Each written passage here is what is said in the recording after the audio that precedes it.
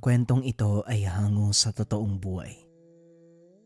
Mula ito sa isa nating kabayan na itago na lang natin sa pangalang Ranjo.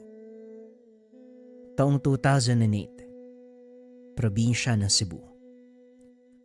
Tubong probinsya si Ranjo. Hindi na bago sa kanya ang kwento tungkol sa samot-saring kababalagan. Paminsan na rin siyang nakaengkwentro ng aswang. May pagkakataon pa, pinarusahan ng duwende, naging pasaway sa gubat. Ngayong lumipat siya sa tahanan ng Shahin dahil mag-a-abroad ito para mairaos ang buhay. Walang kasama sa bahay ang unika iha kung kaya't siya ang pinakiusapang makasama.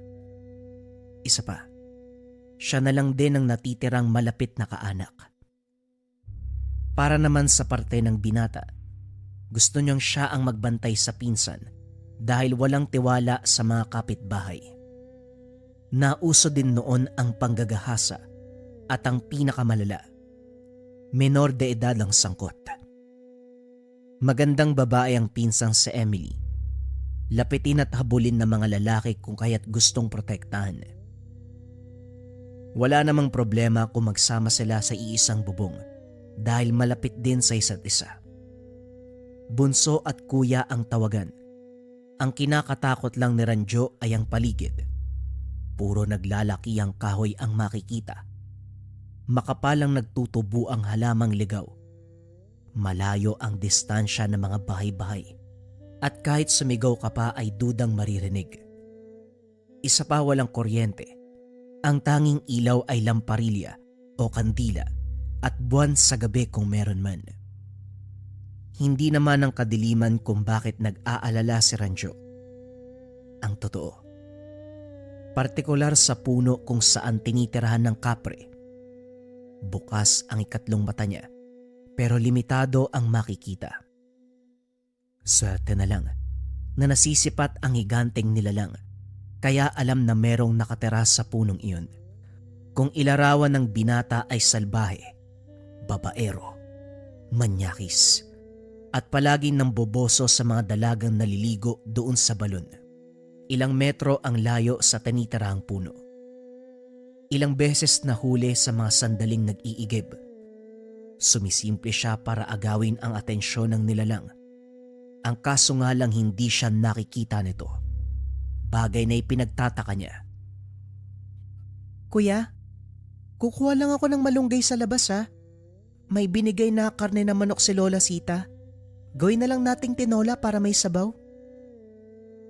Wika ni Emily. Hindi siya pinayagan ni Ranjo. Hindi, ako na. Dito ka lang sa loob. Ako ang lalabas, diyan ka lang. Napakamot na lamang sa ulo ang dalaga. Napapansin din ito na kapag magbabalak na pupunta sa likod bahay, hindi pumapayag si Ranjo. Sa kalagitnaan ng pangunguha ng malunggay, nasipat ni Ranjo ang kapre.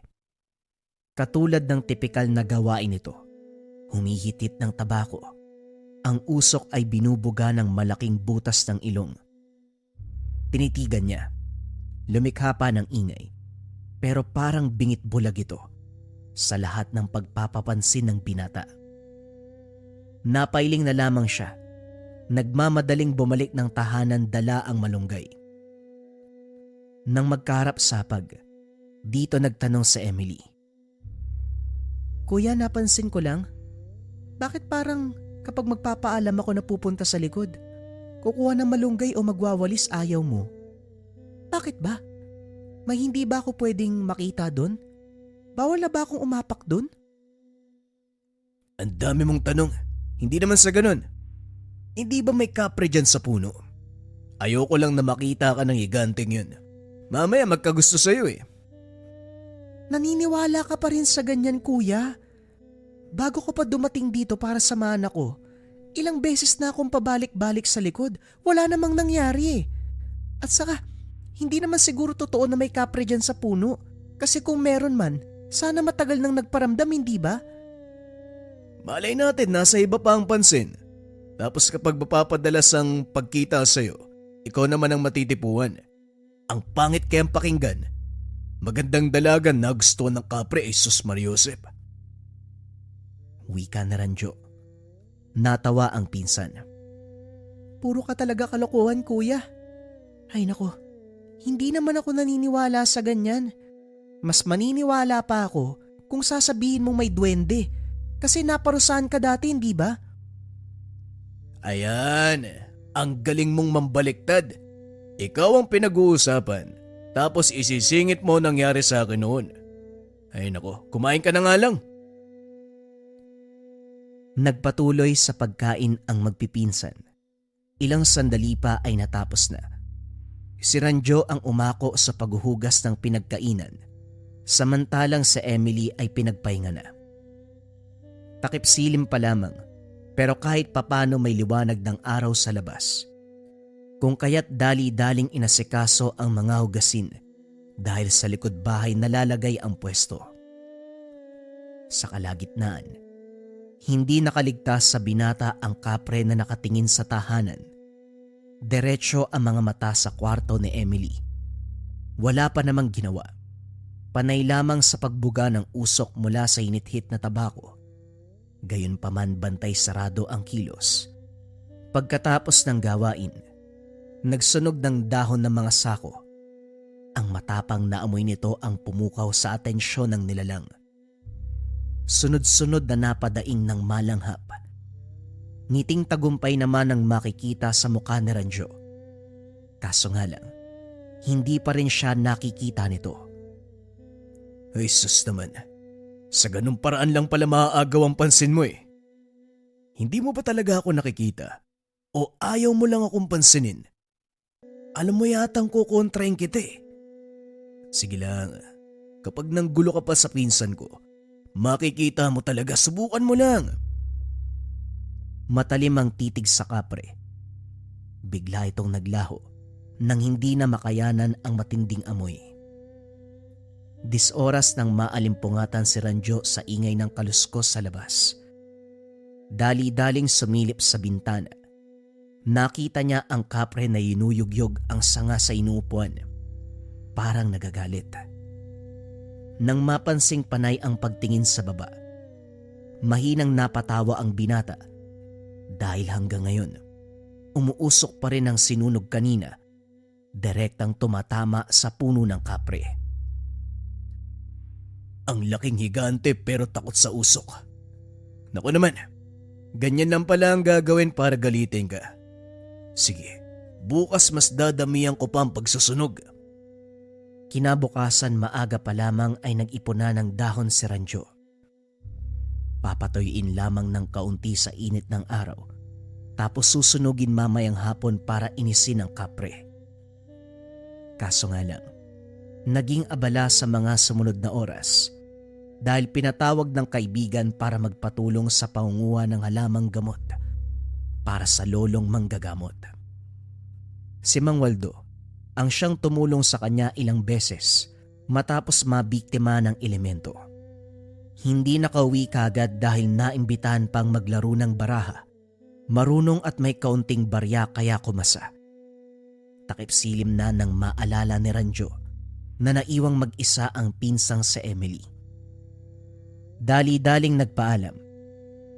Taranta ang bumungad nang makita ang kapreng nakangiting nakatitig sa pinsan na nag-aantay sa kanya sa bakuran. Otomatikong bumunot ng posporo, sabay sindi ng sako. Nang umusok nagwala ang nilalang, maririnig ang matinding kaluskos ng mga dahon. May problema ba, kuya? Kung makapagsunog ka naman ng dahon parang importanteng-importante. May nangyari bang hindi ko alam? Wala naman. Sinindihan ko lang para walang maikalat ang hangin. Kita mo namang gabi na ako dumating kaya nagmamadali ako. Talaga lang ha? Baka meron talagang nangyayari. Ayaw mo lang sabihin sa akin, ano ba kasi yun?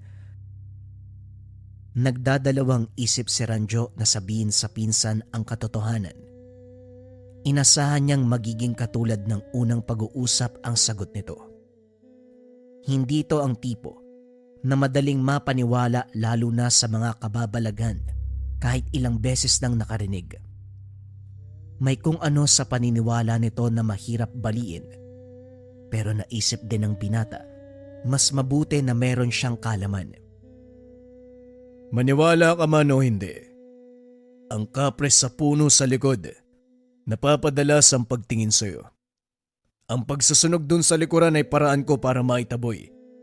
Nakikita ko kasing natatapangan sa amoy. Napabuntong hininga ang binata ng tawanan ni Emily. Kuya, nagpapaniwala ka pa rin sa ganyan? Baka naman ikaw yung natipuan ng kapre, tapos dinadaan mo lang sa akin ha? Ikaw ha? Ewan ko lang, Emily. Hindi mo ba pwedeng paniwalaan ang sinabi ko?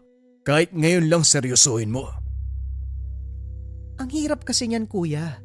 O baka naman gusto mo lang na ibaling yung pansin ko sa iba? Kasi ayaw mo magkabutihan kami ni Shelo. Isa pa yan. Ayoko maging kay ni Shelo. Kasi siga-sigaan yun sa sityo. Masyado ka bang bata para pumasok sa isang relasyon? Teka nga, iniiba mo ang usapan eh. Pero di balik, magpahinga ka na nga sa loob. Napailing si Ranjo. Nagsisisi nang makalimutang humingi ng pabor sa manggagamot kanina. Balak pa sanang isumbong ang tungkol sa kapre. Nangako na lamang ito na gagawin kinabukasan. Madaling araw nang bumangon si Ranjo. Napabalikwas nang makaramdam ng mabigat na presensya. Bagyang naipikit ang mga mata para aninagin ang figura ng tao sa may bintana. Kagad kinilabutan ng maalalang nasa ikalawang palapag. Sa tayog ng bahay imposibleng mabot ng tao. Ang anino ay pasimpleng pabalik-balik ng lakad. Dali-daling kinapa ang 1 metro ng 2x2 sa ilalim ng higaan at saka dahan-dahang lumapit. Kaso nga lang pagbukas ng bintana, si Ranjo ang natigilan. Dahil ang bumungad, walang iba kung hindi ang kapre. Sumisilip sa kwarto ni Emily. Natakot si Ranjo nang maklaro ang itsura nito. Malaki ang muka, mabaho, malaki ang butas ng ilong, mabalahibo ang katawan, malaki ang tenga, magulo ang buhok na parang alambre sa tigas. Hindi nawawala ang amoy ng tabako, ang mga matang mapupula, nakatuon sa kinalalagyan ni Emily. Sarado ang bintana pero dahil may ilaw sa lamparilla, kahit papano naaaninag ang loob. Nang tangka ng kaprem buksan ang bintana, walang pagdadalawang isip na hinampas ng paulit-ulit. Natamaan ito, pero mababakas ang pagtataka. Panay ang tingin sa paligid. Hinahanap kung ano ang tumatama sa ulo. Tumilapon ang binata nang hampasin ng malaking kamay ang kinalalagyan.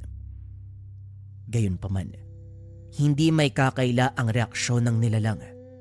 Hindi siya nito nakikita. Ilang sandali pa, ito na mismo ang kusang umalis. Si Ranjo sa kabilang banda, hindi nakatulog sa kakaisip. At upang malinawan, maagang lumabas ang binata, pinuntahan si Mang Waldo. Kagad naman siyang hinarap dahil wala pang ginagawa. Walang paligoy-ligoy. Diretso ang paliwanag. Manong, bakit hindi ako nakikita ng kapre? Merong gumagambala sa amin pero hindi niya ako nakikita. Hindi ko alam kung sinasadya ba o kung ano eh. Pero kung gusto ko siyang saktan, kagaya ng paghampas ko kagabi, natatamaan ko siya, Manong eh. Ano bang nangyayari? Ngumiti si Mang Waldo. Ang totoo'y may ginawa sa binata nung huling ginamot. Napapagod na kasi sa pabalik-balik nito, kung kaya naman gumawa na ng hakbang. Hindi ka rin titigil. Kung walang sagot na makukuha kaya sasabihin ko na, pinainom kita ng apog na asul. May hinalo ako para manatili sa loob mo ng ilang buwan. Para naman matagal-tagal bago ka mabiktima uli ng elemento. Ilang ulit ka nang pumarito para magpagamot eh. Nagsasawa na ako sa mukha mo kaya ginawa ko yon. Wika ng matanda May kinagulat ni Ranjo. Ano ho? Asul na apog? Ano naman yun? Hindi ba ako mahihilo niyan? Sabi mo pa naman nasa loob ng katawan ko. Malamang hindi. Makakabuti nga yun sa katawan mo, lalo na sa espiritual na kamalayan. Inaabsorba nito ang positibong enerhiya at tinataboy ang negatibo. Sinamahan ko na rin ng sabulag para naman makapagpahinga ka sa pambibiktima ng mga elemento. Naging suki ka na kasi. Ngayon na hindi ka nakikita ng kapre, sabihin mo, samantalayin mo, gamitin mo para may paglaban, may pagtanggol ang pinsan mong babae. Bibigyan pa ba kita? Dahil sa tumatakbong ideya sa isipan, walang pagdadalawang isip na humingi ng asul na apog si Ranjo. Kaunti lang ang ibinigay ni Mang Waldo dahil may pagdududa sa ngiti ng binata. Tinuruan lamang ito kung paanong gamitin at binalaan na sakalang huhugutin kapag kinakailangan. Pagsapit ng takip silim, dumiretso sa likod bahay si Ranjo para magpausok ng dahon. Binudburan ng apog na asul. Pinaypayan pa ito para dumiretso sa punong tinitirahan ng kapre. Takip silim, kung kaya't lumabas ang nilalang, nagwala sa napakabahong amoy, pinaghalong sunog na sako at ang amoy ng asul na apog. Palipat-lipat sa ibang puno para lang makaiwas. Hindi tinantana ng binata, tinodo ang pagpaypay, humabol ang usok sa nilalang. Napakalakas ang tawa nang makitang natatarantang lumayo ang higante. Parang unggoy na lumalambitin sa mga sanga. Sumusot ito sa masukal na bahagi. Kuya, ayos ka lang ba? Para kang batang naglalaro dyan. Yung mga manok patukain mo na. Nalipasan na yan eh. Wika ni Emily kay Ranjo. Nakalimutan ang mga gawain dahil sa kakaisip ng plano para guluhin ang kapre. Subalit lingid sa kalaman ng binata na ito na ang simula ng problema. Pagsapit ng gabi, hindi mapakali sa kwarto si Ranjo habang tanaw sa bintana ang kapre. Masama ang tingin nito na pinasadahan ang buong bahay. Kinuha ang dahon ng buyo na pinambalot ng apog na asul. Naganda ng isang baso ng tubig at saka binuhusan ng kaunti. Pumwesto sa bintana at pasimpleng winisika ng direksyon ng puno, kaso nga lang hindi umabot dahil malayo ito. Matyagang nag-antay, ilang sandali pa lumapit ang higante sa tahanan. Mabilis ang kilos nito, dire-diretso ang lakad, patungo sa bintana ng kwarto ni Emily. Hindi na naghintay si Ranjo. Nang maabot ay kagad sinabuyan ng tubig na may apog. Sumigaw ang nilalang, umatras habang nagwawala. Akala mo siguro magtatagumpay ka. Hindi dahil elemento ka, magagawa mo na ang lahat ng gugustuhin. Malas mo lang dahil may bisa pa ang asul na apog, pati na rin ang sabulag na nilapat ni Mang Waldo sa akin. Magdusa ka. Hindi ako makakapayag na mabiktima mo ang pinsan ko. Wika ni Ranjo habang sinusundan ng tingin ng kapre. Iniwanan ng pansin ng maglaho. Madaling araw nang muli na namang magising. Sa puntong ito bukas ang bintana sa kwarto ni Emily. Nakadungaw doon ang kapre. Dali-daling nagtungo sa kabilang silid si Ranjo. Walang pasabing nagsaboy ng apog. Nagwala naman ang higante habang hinahampas ang mukhang umuusok. Napasok sa asul na apog. Ilang beses natumba. Halos pagapang na bumalik sa puno. Maingat namang isinara ang bintana at nilagyan ng apog para hindi na malapitan ng elemento. Kinabukasan, umaga pa lang natanaw ni Ranjo ang kapre. Masama ang titig nito habang humihit-hit ng tabako. May bakas pa ng pagkapaso ang muka at ang isang matay tinapala ng dahon. Mahihimigan ng bigat sa presensya, mas malala kumpara sa normal. Muling nag-isip ng paraan si Ranjo para tuluyang mawala ang kapre. Hindi uubra ang apog dahil maitataboy lamang sa maiksing oras. Nang mabilang ang naipong pera, pinuntahan ng magtotroso para ipaputol ang puno. Dahil pera ang pinag-uusapan, pumayag ang mag-amang Ploro at Opel. Agarang tinumba ang puno. Tignan na lang natin kung saan ka napupulutin ngayon. Ang sabi pa naman mapili kayo ng punong titirahan. Doon ka na sa malayo. Huwag ka nang bumalik dito para hindi na magulo ang buhay mo. Magmula ng araw na naputol ang kahoy, hindi na nagparamdam ang kapre. Subalit may pagbabago sa pisikal na anyo ni Emily.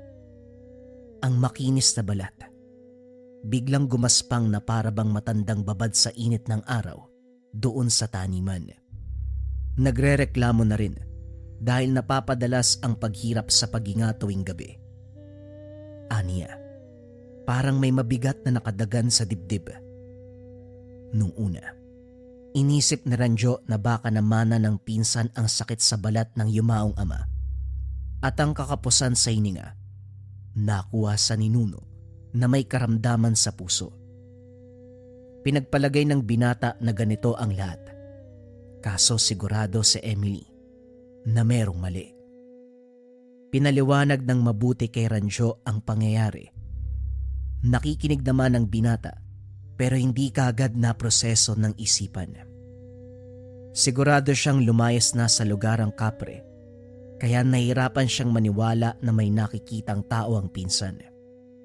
Pabalik-balik ng silip sa bintana. Walang sino mang makakakyat sa bahaging iyon dahil walang matutungtungan o maaapakan. Isa pa, ang tanging makakagawa ay isang higanteng kapre lamang. Sigurado ka ba talaga sa sinasabi mo? Baka naman nananaginip ka lang o namamalikmata. Hindi nga kuya, sigurado talaga ako. Malaki nga yung ulo eh. Tapos parang malaki din yung pangangatawan. Kasi halos sumakto sa bintana eh. Kapag nandyan siya, bumibigat yung dibdib ko. Parang may sumasakal sa akin eh. Napalunok si Ranjo. Kinakabahan. Napapatanong kung wala na bang bisa ang asul na apog. Ubus na rin ang apog na hiningi sa manggagamot. Kampante na sana na wala ng manggugulong nilalang. Pero ito sila ngayon. May bagong kinakaharap. Kuya, itong nangyari sa akin. Baka biktima ako ng elemento. Tignan mo yung balat ko gumagaspang na oh. Unti-unti na ngang nagiging kulubot eh. Huwag ka mag-alala. Puntahan natin si Mang Waldo. Hihingi tayo ng tulong sa kanya. Sa ganitong usapin, siya lang ang makakatulong sa atin. Inakay ang pinsan patungo sa tahanan ng manggagamot. Maging sa paglakad ay hirap na rin ito. Namanhid bigla ang mga binti. Kaagad naman silang inasikaso ng manggagamot dahil sumakto ang pagdating. Kakatapos lang nito sa pagsuri sa naunang pasyente. Unang tingin pa lang napailing si Mang Waldo, sabay sulyap kay Ranjo. Binigyan ng paunang lunas ang balat ng dalaga.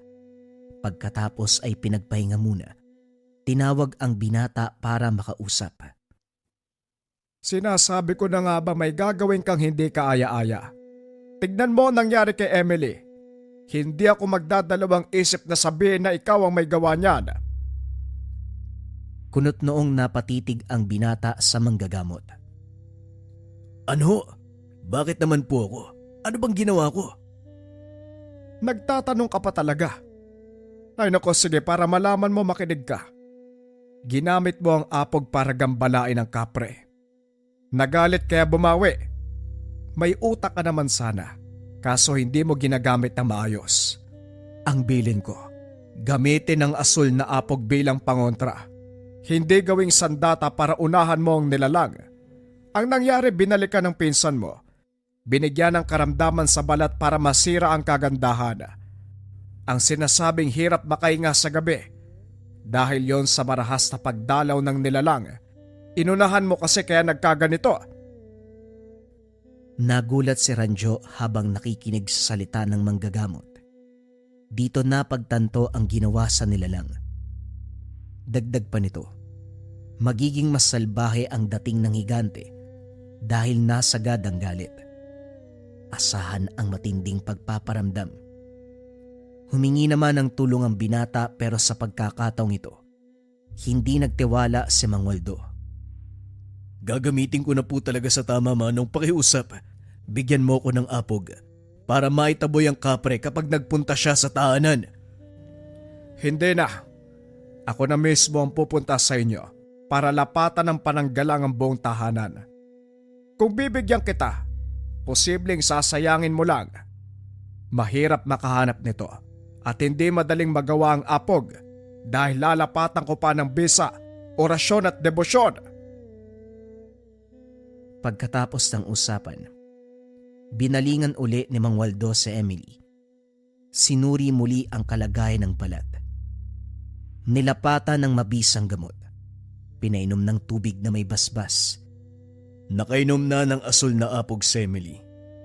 Ibig bang sabihin yan, hindi na siya makikita ng kapre kagaya ko? Nilagyan ko ng sabulag kaya malamang oo. Kung makasabi ka naman ng kagaya ko, akala mo talaga hindi na siya nakikita. Iho, malinaw pa sa sikat ng araw ang imahe mo sa mga mata ng nilalang. Nakikita ka na niya. Napalunok si Ranjo. Nakiusap na makiinom ng apog. Pero humindi si Mang Waldo. Isang beses lamang magagawa. Kapag susundan pa, posibleng magkaroon ng diferensya, lalong-lalo na sa kalusugan. Pagdating sa tahanan, kaagad nilibot ni Mang Waldo ang paligid. Mga bintana at pintuan ay nilagyan ng pangontra upang maiwasan ang paglapit ng kapre. Inihipan ng orasyon ng hangin, pangdagdag bakod. Pagkatapos ay maigpit na binalaan si Ranjo. Dahil ikaw ang tatayong magulang sa inyong dalawa ng pinsan mo, siguraduhin mong magagamit sa oras na kinakailangan lang ang apog. Ito lang ang natira sa akin, Ranjo. Subukan mong sayangin, makakatikim ka talaga. Bantayan mo rin si Emily.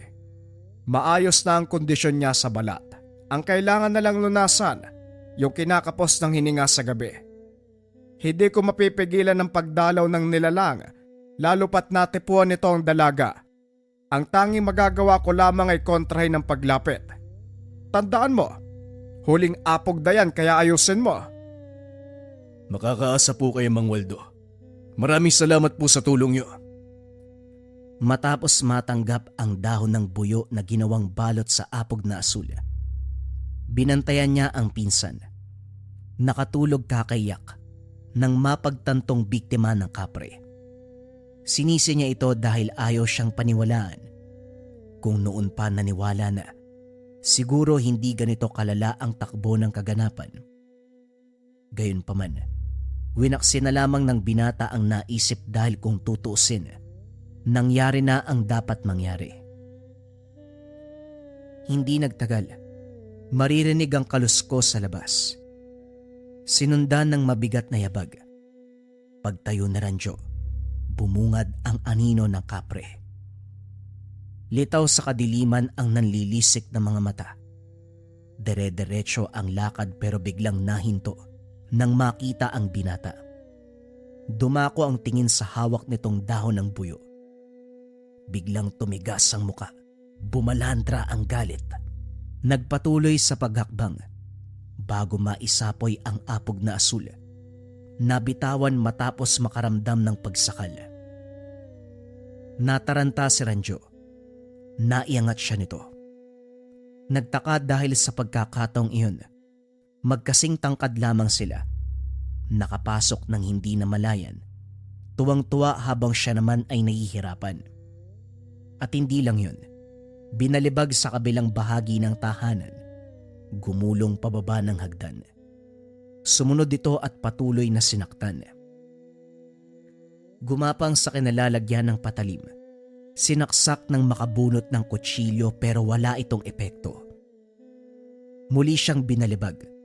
hanggang sa unti-unting umikot ang paningin gawa ng pagkabagok. Nang makita nitong hindi na halos makakilos, tumalikod na at saka binalingan ng pansin si Emily sa itaas. Sinikap ni Ranjo na makahabol pero huli na, nakadagan na sa natutulog na pinsan. Nakapikit pa rin ang mga mata ng dalaga pero mapapansin ang pangingisay ng katawan. Malapad ang pagkakangiti ng kapre habang sinasakal ito. Nang masipat ni Ranjo ang dahon ng buyo, dali-daling kinuha at syumempo sa pagbukas ng bibig ng nilalang. Mabilis na isinubo ang lahat ng apog.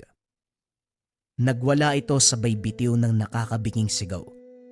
Dinudura nito ang apog pero hindi na nagawa dahil kumapit na sa dila. Sinikap matanggal, hindi na nagulat ang binata nang biglang maglaho. Nakita itong nasa labas, pasuray-suray habang lumalayo. Hindi naman maiwasan ni Ranjo ang mapangiwi habang iniinda ang sugat sa kamay. Nakagat habang sinubuan ng apog ang kapre. Gayunpaman, hindi alintana. Dali-daling pinukaw ang pinsan na hanggang ngayon ay nangingisay. Matagal bago nagising si Emily, habol nito ang hininga. Pinagpapawisan, kagad na payakap kay Ranjo sabay iyak. Inalo niya ito. Nang may masmasan, inatupag ang sarili dahil labis ang pagkirot ng sugat. Pinalipas ang mga oras pero hindi na makakaya dahil namamaga ang kagat at unti-unting kumalat sa buong katawan ang pamamanhid. Namumutla na rin, nanghihina. Kahit madilim ang daan, inalalayan si Emily patungo sa tahanan ng manggagamot. Pagdating, napailing si Mang Waldo. Hindi madali ang kapre na nakaharap ninyo. Nilagpasan lang ang nilagay kong pangontra sa bahay. Sigurado ko napuruan yun eh. Pero kinaya lamang para mapatuloy ang pambibiktima. Magaling ang ginawa mo, Ranjo. Pero ito nga, ikaw naman ang nagdusa ngayon. Sinuri ng manggagamot ang sugat. Kagad nilapatan ng gamot gamit ang sariling sangkap. May halo pa rin ng asul na apog. Ito ang pangunahing sangkap sa lahat ng mga gamot. Nagpatunaw sa isang baso. Ang tubig ay pinainom sa binata. Binudburan ng apog ang sugat at saka binalot ng dahon ng buyo. Manong, gagaling ba si kuya pagkatapos ng gamutan? Oo naman, itong batang to parang hindi ako kilala. Mahusay ako manggamot eh. Miyembro ng pamilya mo sa akin lumalapit kapag may karamdaman. Lalo na sa mga elemento tapos nagdududa ka. Eh kasi, hindi tumalab sa kapre yung nilagay mong pangontra sa bahay. Kaya nagtatanong ho ako. Salpa ito!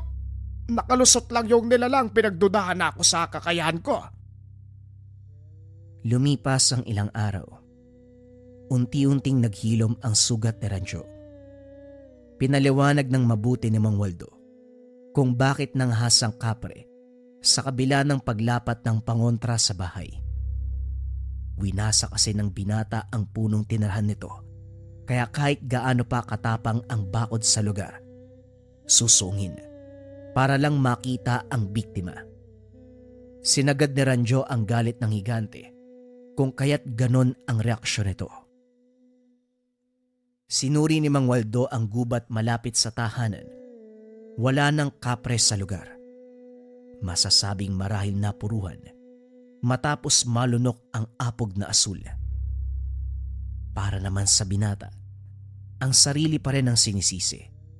Kung hindi lang kinante at inunahan ng kapre, hindi sana mararanasan ang ganito. Gayunpaman, laking pasasalamat niya dahil nandyan si Mang Waldo. Binigyan siya ng mataas na uri ng pangontra. Ang isang uri ng apog na kulay asul.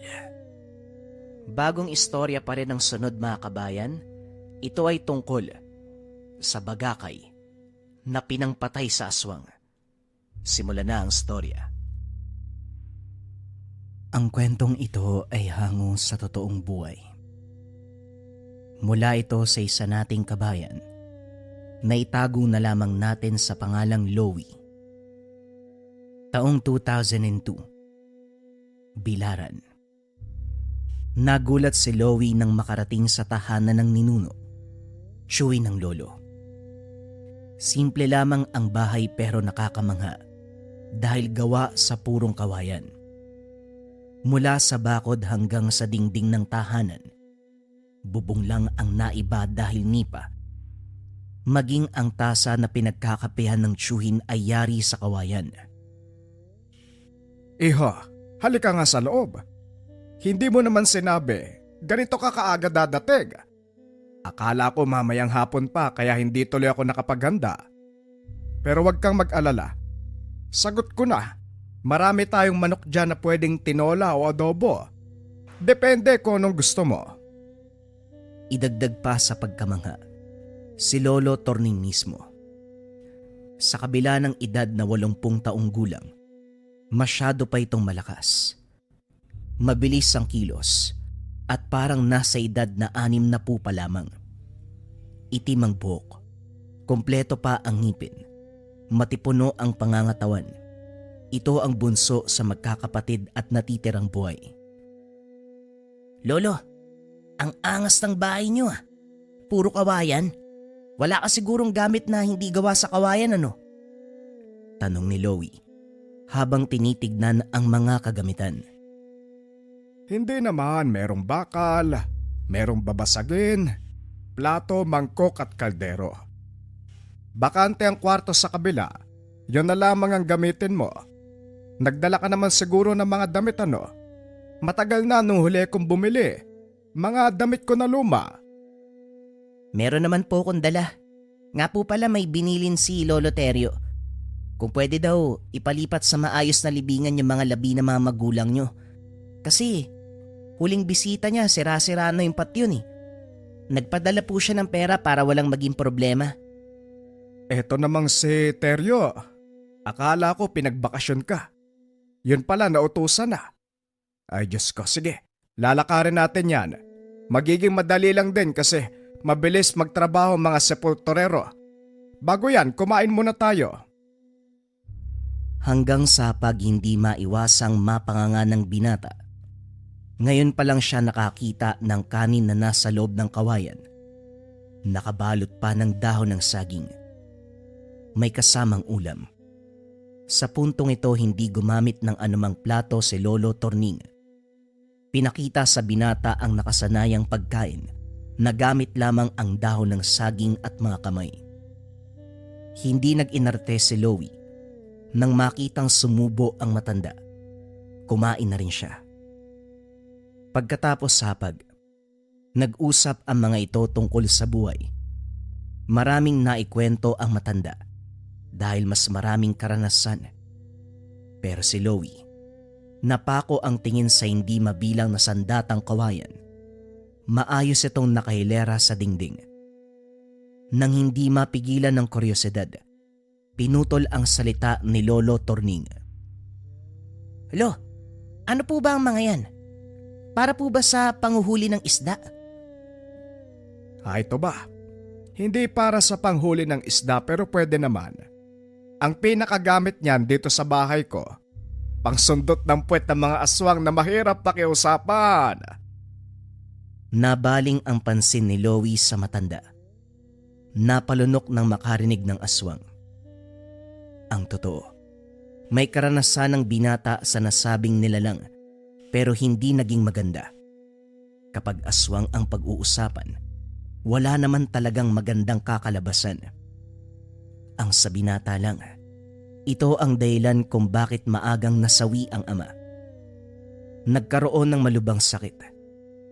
May pag-asa pa sanang mabuhay pero naunahan ng aswang. Walang matibay na ebidensya pero dahil isang albularyo ang nakapagsabi, matapos makita ng katawan ng yumao sa kasagsagan ng burol, naniwala si Lowy. Magmula ng araw na yun, nanlalamig ang buong katawan kapag nakakarinig ng aswang. May aswang po ba sa lugar na to? Totoo po ba talaga? Oo naman. Hindi ko alam kung nabanggit ng lolo mo ang tungkol sa akin. Loie, ako ang tipo ng tao na kung tawagin ay manunugis. Larangan kung saan hinahabol at pinapatay ang mga aswang. Kung ito ang pag-uusapan, marami na akong napugutan ng ulo at ang mga kawayan na yan ang tanging sandata ko. Kumuha ng isang bagakay si Lolo Torning at saka maingat na inabot kay Loie. Muling napalunok ang binata nang mahawakan nito. Paano po to nakakapatay ng aswang? Simpleng kawayan lang naman to ah. Parang isang tira. Mababa. Natigilan ang binata nang subukang baliin ang bagakay. Binuhos ang lakas pero bigong mahati. Kinuha na lamang ito ni Lolo Torning. Simpleng kawayan pero malupit ang bisa. Hayaan mo, kapag may aswang na napagawi sa paligid, sisiguraduhin ko masasaksihan mo kung paano kong gagamitin ang kawayan na ito. Wika ni Lolo Torning. Ibinalik na rin sa ayos ang bagakay. Napahugot ng hininga si Loie. Napatitig sa sandatang kawayan. Sa isip niya, kung nasa malapit lang si Lolo Torning nung panahong nabiktima ng aswang ang ama, nabigyan pa sana ng pagkakataong mabuhay dahil sigurado siya. Hindi papatakasin ng matanda ang nilalang, papatawan nito ng parusa.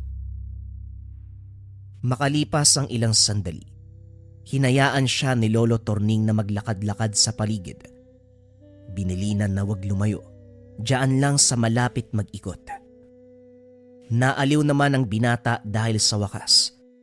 Nakalanghap ng sariwang hangin, nadama ang kalikasan. Tubong Maynila, kung kaya't nakagisnan ang nagtataasang gusali, siksikan ng mga bahay, usok at ingay ng mga sasakyan. Nanibago siya dahil dito ay masyadong payapa, magaan ang pakiramdam at masarap sa mata ang naglalawakang tanawin. Sa wakas, purong berde yung nakikita ko. Nakakasawa yung mga sasakyan at gusali sa Maynila. May mga tao pang bantay sarado ka kapag lalabas. Hindi ka naman artista, pero nakasunod yung mga mata nila sa'yo. Hindi ka artista? Sa postura mong yan? Napalingon si Loie nang marinig ang boses ng isang babae. Pagtingin, bumungad ang dalagang probinsyana, si Meralda. Anak ng maralitang magsasaka na nakatira sa kabilang barangay. Napagawi dahil may sakahan sa unahan at ang kinalalagyan ni Loie ang madalas na pasyalan. Oo, hindi ako artista. Siguro gwapo lang. Ilang ulit nang narinig ni Loie ang ganitong papuri, pero iba ang dating ng babae ngayon. Bagyang nahiya ang binata. Meralda nga pala. Pasensya na kung naistorbo kita ha. Ang totoo, dito ako pumupunta kapag wala nang ginagawa sa taniman. Kakatapos lang kasi magdilig ng mga halaman eh. Ganun ba? Ako pala ang nakaistorbo sa'yo eh. Nauna ka kaysa sa akin. Loie nga pala ang pangalan ko. Tubong Maynila, pero sa bahay ako ni Lolo Torning nanunuluyan ngayon. Lolo Torning? Lolo mo yung manunugis? Hindi kaagad nakasagot si Loie sa biglaang pag-iba ng tono ng babae. Pilit pinoproseso ng isipan kung saan siya nagkamali. Pero kaagad bumawi si Meralda at sinabing nagulat lamang na merong artistahing kaanak ang matanda. Tumawa na lamang si Loie sa sinabi nito. Nagpatuloy ang kwentuhan ng dalawa. Nagpakilala sa isa't isa. Nahinto nang marinig ni Loie ang boses ni Lolo Torning. Lumingon siya para tawagin din ito. Ipapakilala sana si Meralda pero nagulat nang biglang naglaho. Kamot ulo na lamang siyang umalis kasama ang matanda. Nag-ihaw ng manok ang dalawa. Sa kalagitnaan, napatanong si Lolo Torning kung sino ang kausap kanina. Sinagot naman niya ito pero mahihimigan na parang may mali sa reaksyon ng matanda. Tangulang pero may kakaiba. Hindi nag-usisa si Loie dahil tutok ang pansin sa pag-iihaw. Nang nasapag na sila, napansin ng binata na hindi mapakali si Lolo Torning. Panaylingon kung saan-saan, kung minsan pa ay biglang tatayo, sisilip sa bintana. Tumagal ito hanggang natapos sa pagkain. Nang hindi pa rin maperme, nagtanong si Loie. May problema po ba, Lolo? Kanina pa kayo balisa ah. Hindi maganda ang pakiramdam ko. Parang may umaaligid. Huwag ka munang lumabas. Baka mamaya biglang may lumitaw eh. Sinasabi ko na nga ba. Loie, dito ka lang sa loob ah. May itataboy lang ako sandali. Nasundan ng tingin ni Loie ang matanda. Kumuha ng iilang bagakay. Nagsugbit ng itak sa tagiliran. Nagmamadali itong lumabas. Dire-diretso ang mabilis na akbang. Kabadong nag-aantay ang binata sa pagbalik ni Lolo Torning. Lumalim ang gabi sa paglipas ng oras. Hindi na rin siya mapakali dahil kakaiba ang hatid ng pakiramdam ng katahimikan. Ilang sandali pa, nagliwanag ang muka ng mabungaran ito. Pero natigilan ng makita ang mantsa ng dugo sa mga kamay. Hinahabol pa ang hininga. Ano pong nangyari, Lolo? May hinabol po ba kayong ligaw na hayop? Higit pa sa isang hayop ang hinabol ko. Malas lang hindi ko napuruhan eh. Daplis lang ang inabot. Nagtatakang tumitig si Loie kung pagbabatayan ang dugo sa mga kamay at damit. Hindi masasabing daplis. Hindi na rin makita ang dala nitong bagakay kanina. Gayunpaman, hindi na lamang nag-usisa. Nang mga sumunod na oras, hindi pa rin ito mapakali. Maging ang binata na nagmamasid na tatakot sa hindi malamang dahilan. Kinabukasan maagang nawala ang matanda. Hinanap si Loie pero hindi matagpuan. Binilang ang bagakay. Kulang ito. Naisip na baka lumabas muli si Lolo Torning. Sa kabilang banda naman nagdududa sa nangyayari. Gayunpaman minabuting mag-antay kaysa mag-isip ng kung ano-ano. Tanghaling tapat nang makabalik ang matanda. Pawisan. Namumula ang muka sa pagbilad sa araw. May bitbit itong kambing. Ang sabi ay pinakatay ng kumpare. Nang makita ang bagakay sa tagiliran, nakumbinse sa binigay na rason. Maraming lakad pagsapit ng hapon. Nagpunta ng simbahan para magpaalam sa paglipat ng mga labi. Nagtungo ng sementeryo para kausapin ang mga sepulturero. Mabilis kumilos ang mga ito lalo na nang abutan ng suhol. Si Loie ang nagbabantay sa pagtatrabaho ng mga ito. Samantalang si Lolo Torning naman, bumalik ng simbahan para sa ibang pakay. Sa kalagitnaan, naisingit ang binata sa usapan ng mga sepulturero. Artista ka ba? Ayos yung mukha mo ah. Ganda ng tindig, parang si Fernando po. Gumaganap sa pelikula ng bakbakan no. Artista ka sa Maynila ano. Wika ni Mang Jose at Mang Danying. Ay hindi ho. Isa akong ordinaryong tao. Minsan nangangarap maging artista. Pero malabo. Hindi kasi ako talentado eh. Ganun ba? Sayang naman pala, may iba tayo. Ano yung aswang na naitumba ng Lolo Torning mo? Nakasalubong kasi namin eh. Hindi nakausap kasi may hinahabol. Sa reaksyon mo parang wala kang alam ah. Apo ka ba ni Torning? Hindi nakasagot si Loie. Kamot ulong bumalik sa pagtatrabaho ang mga sepulturero. Dito rin napagtanto. Aswang ang hinabol kagabi. Pagkatapos sa sementeryo, dumaan muna sa tindahan ng tabako. Lalapitan sana ni Loie si Meralda na nasa kabilang tindahan pero kagad pinigilan ni Lolo Torning. Hindi direktang sinabi, idinaan sa pag-utos na tumulong sa pagpili. Nagpang-abot pa sila sa sakayan pero hindi pa rin makalapit dahil sa matanda. Napailing na lamang ang binata. Pagdating ng tahanan, dito na siya nagtanong. Kilala niyo po ba si Meralda, Lolo? Bakit ayaw niyo akong palapitin sa kanya? Sa napapansin ko, umiiwas din siya sa inyo. Ano po bang nangyayari? Mas mabuti nang umiwas sa mga taong maraming tinatago. Makakatulong ito para makaiwas ka sa anumang banta ng panganib. Hindi ko po maintindihan ng ganyang salita niyo. Diretsuhin niyo nga po ako.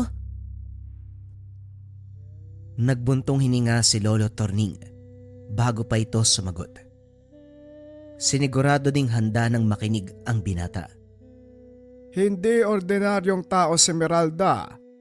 Sila ng pamilya niya. May lahing aswang. Kaya nga pinigilan kita kanina dahil baka may palhim siyang gawin. Mabiktima ka pa. Natahimik si Loie. Pilit pinoproseso ng utak ang narinig.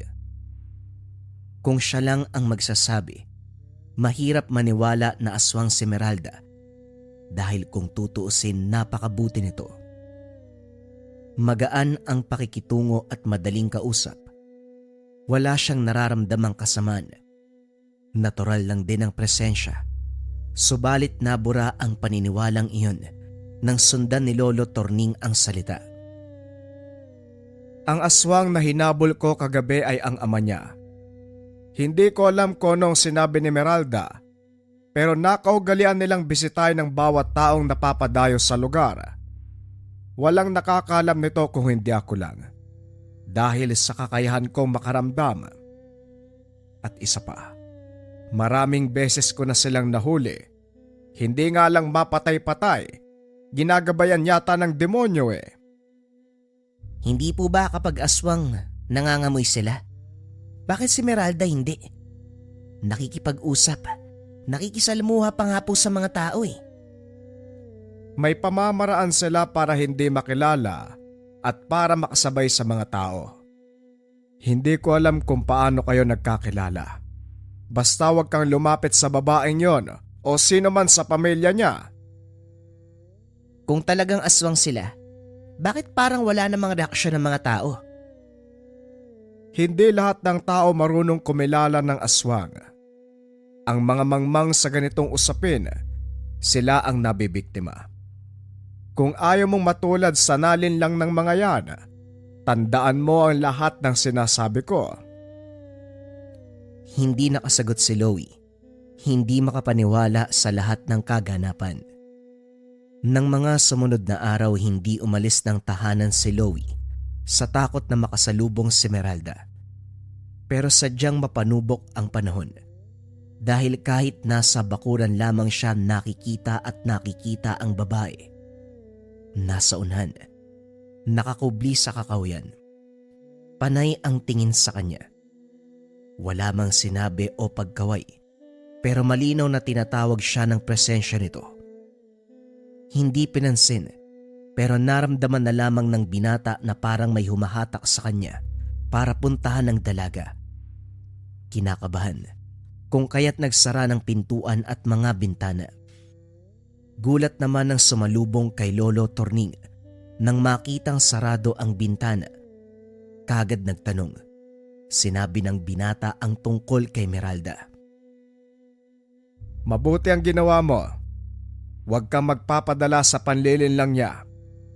Isa pa, hindi naman makakalapit sa tahanan natin dahil siguradong malalagot sa kawayan. Kahoy lang pero takot na takot ang aswang sa tulis niyan dahil kapag tumama sa kanila, siguradong magkakalatay. Ngayon lang din naintindihan ni Loie kung bakit matutulis ang kawayang bakod. Proteksyon pala ang silbi ng mga ito. Muling namangha sa matanda. Hindi na malayan ang oras. Napabalikwas ng bangon si Loie nang makarinig ng sigaw. Maging siya ay kinilabutan. Sigaw na para bang sinasaktan hanggang mamatay. Ang ipinagtataka ng binata, sobrang hina ng ingay na halos pabulong na lamang. Yung bang sakto lang na maririnig. Singilip si Lolo Torning sa kabilang kwarto. Mahimbing ang tulog nito. Sinubukan niyang kumalma. Paulit-ulit na hinahampas ang magkabilang tenga. Ayaw nang marinig. Dahil pakiramdam niya ay dinidemonyo. Siya lamang ang nakakarinig. Subalit tumagal ito ng ilang sandali. Nang mawala ay napahinga ng malalim. Kinabukasan, binanggit kay Lolo Torning ang tungkol kagabi. Isa lang ang ibig sabihin. May pambibiktima ng aswang. Maaaring nasa malayo o malapit. Magaling silang manlinlang. Ganun po ba? Ang lala naman pala dito sa lugar. Iyan pa nga lang eh. Kung mulat ka lang sa mundo ko. Kung alam mo lang ang iba pang bagay. Nako, wala pa sa kalingkingan yan. Napabuntong hininga si Louie. Hindi akalain na may mas malala pa sa inaasahan. At ang malala, ito ang kasunod na nangyari. Bandang hapon nang mautusan sa tindahan, ilang minutong lakaran mula sa bahay. Ayaw sana niyang lumabas dahil natatakot na baka makasalubong si Esmeralda. Kaso nahihiyang humindi kay Lolo Torning. Naging kampante naman ang bigyan ng bagakay. Maingat sa pagkahawak upang hindi masugatan sa tulis ng kawayan. Matapos makapamili, nagmamadaling bumalik. Katulad ng inasahan, nakasalubong si Esmeralda. Masama ang tingin nito sa kanya. Nakatindig sa hindi kalayuan. Sinubukan ni Louie na lumis ng daanan pero hindi makapaniwala ng sa bawat direksyong nilingon. Bubungad ang babae hanggang mukaan silang nagkarap. Takot ka ba sa akin, Louie? Magkaibigan tayo, di ba? Sinong hindi matatakot sa'yo ganyan yung pinapakita mo? Ano ko ba talaga? Sino ka ba? Tumitig lang si Esmeralda. Maigpit ang hawak ni Louie sa bagakay. Lalapit sana ito. Kaagad dinuro ang kawayan. Dali-daling napatras ang babae. Walang nagawa ng kumaripas ang binata. Sinundan pero may distansya ang pagitan. Naglaho bigla nang mapansin ang paglabas ni Lolo Torning. Sinuri ng tingin ng matanda ang buong paligid. Walang sinabi ang apo.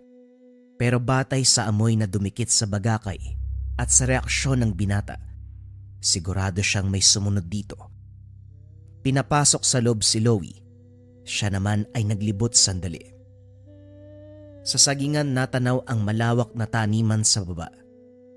Naroon si Esmeralda kasama ang ama. Nakabalot man ang katawan nito. Kitang-kita pa rin ang sugat na tinamo nung huling inkwentro. Dahan-dahang bumaba si Lolo Torning para lumapit sa mga ito. Tumabi ang dalaga. Humakbang ang ama para salubungin siya. Ano? Ipagyayabang mo na naman ba ang kakayahan mong pumatay ng aswag? Wika ni Dado. Masyado ka namang mainit. Huwag mong subukan ang pasensya ko. Marami pang magsasaka sa paligid. Ayaw mo pa namang malaman ng iba kung sino talaga kayo. Pasalamat ka. Mukhang ako pa lang ang nakakaalam sa katauhan nyo. Marami na tayong engkwentro. Hindi ko maintindihan kung bakit hindi kayo mapatay-patay eh. Wala na akong pakialam sa iba. Basta tantanan nyo ang apo ko. Ikaw naman, Iha. Alam ko maitsura si Louie. Pero huwag kang mangarap ng tapos. Alam ko ang ibig sabihin ng kilos mo. Pabayaan mo ang apo ko. Matapos magsalita, dahan-dahang naglakad palayo. Pagsapit ng gabi, hindi makatulog si Louie dahil sa kakaibang pakiramdam. Panay ang likot sa higaan nang tumagal tumayo at palipat-lipat ng pwesto. Makalipas ang ilang sandali, may kung sinong tumawag. Hindi nakilala ang boses dahil pabulong. Nang sundan ng pinanggalingan, bumungad si Esmeralda. Kumuway sa kanya. Tinawag siya. Lalong nagtaka si Loie sa nangyayari dahil may puwersang sapilitang humihila sa kanya. Kahit anong pigil, malakas ang hatak nito. Matagumpay siyang tinangay. Napansin na lamang ng binata na binabaybay ang daan hawak ang kamay ni Esmeralda. Dinala siya sa tahanan nito. Bumungad ang nakangiting si Dado. Pinaupo siya sa sa harapan ng pagkain. Walang lakas si Loie sa mga sandaling ito. Para bang kontrolado ng iba ang katawan at isipan. Nang kumain sila Esmeralda, sumabay din siya. Sumubo ng sumubo hanggang sa naubos ang laman ng plato. Pagkatapos hinatid na pabalik. Malinaw na naalala ni Loie ang kaganapan pero sa tuwing susubukang banggitin, hindi niya maibuka ang bibig para kay Lolo Torning. Bigla siyang nahihilo kaya hindi matuloy. Buong araw sa kwarto dahil nabibigatan sa katawan. Hindi makakain dahil busog na busog. Nang araw na yon nagpaalam si Lolo Torning na aalis para asikasuhin ang ibang bagay. Hindi nakaharap ang apo dahil nasa loob lamang ng kwarto. Hindi nag-usisa.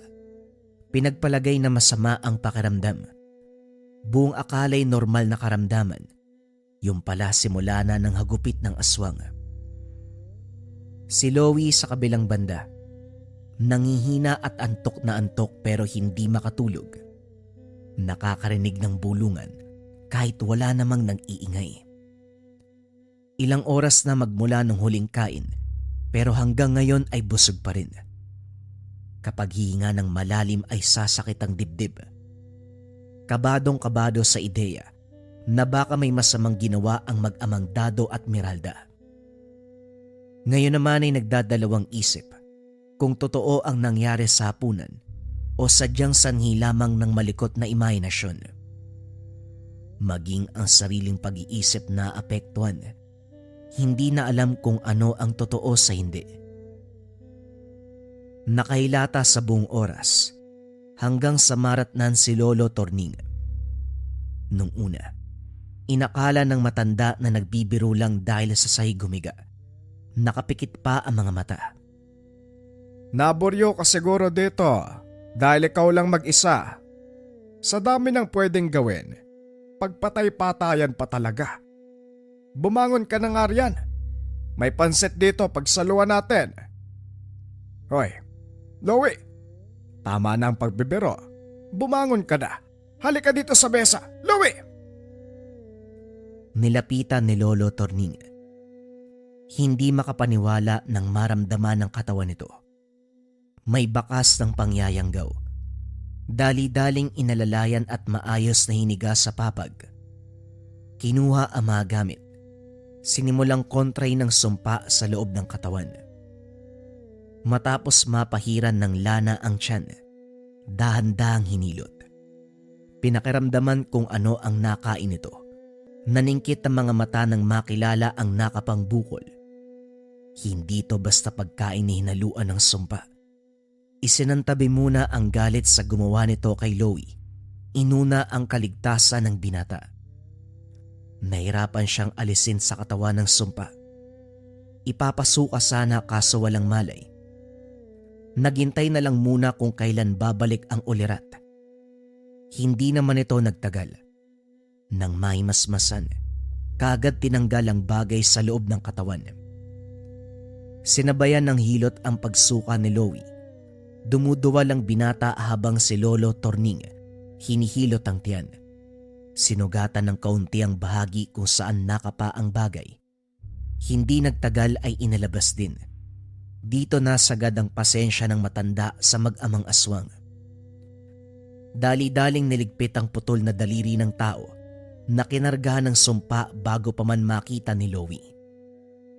Nang nasa mabuting kalagayan na ang binata, sumaglit si Lolo Torning sa tahanan ni Dado.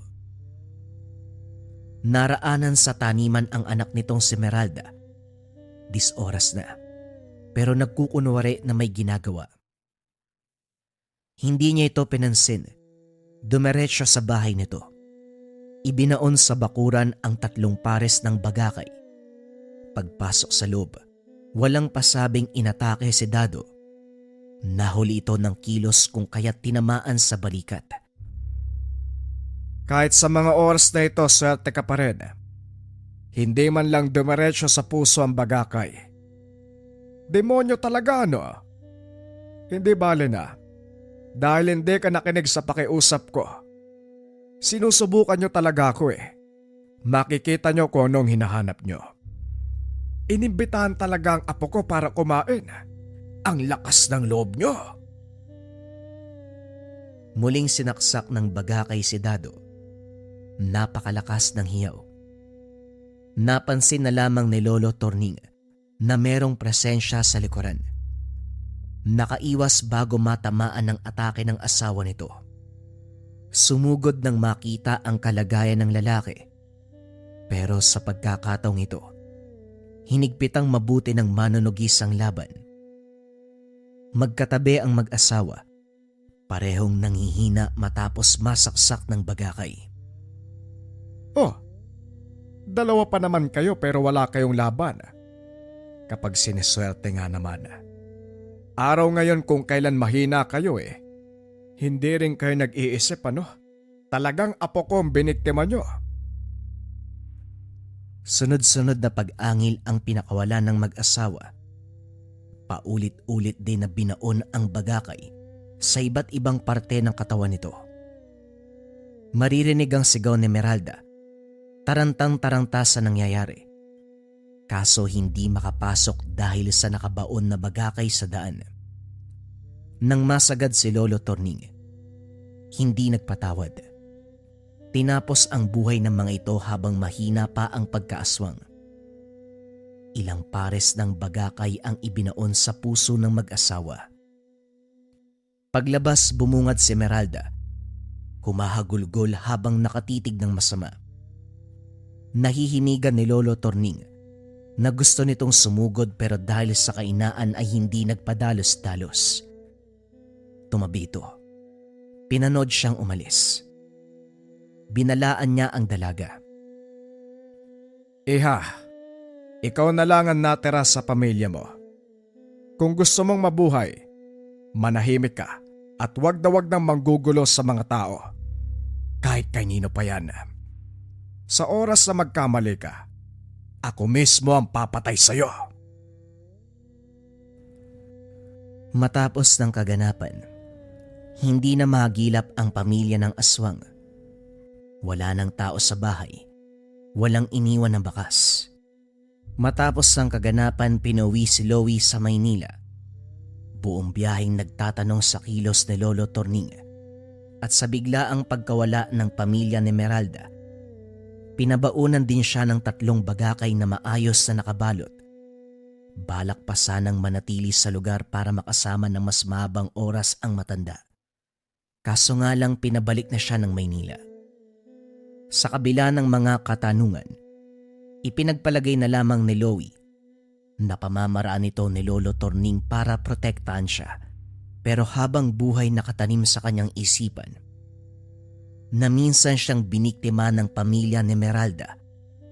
Minsan siyang sinubukang yang gawin ng pamilya ng aswang. Araw mga kabayan, nandito na yung restocks ng ating Kaluban de Pampaamo. Kung mapapansin ninyo mga kabayan, 50 pieces lang yung dumating sa atin dito and yung half niya naka-reserve na para sa mga kabayan natin na umorder kaninang live.